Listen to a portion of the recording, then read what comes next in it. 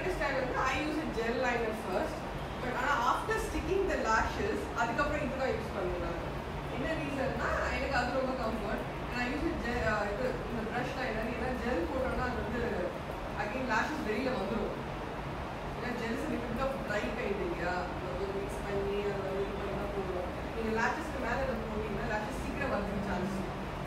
So அதனால் brush is more easy.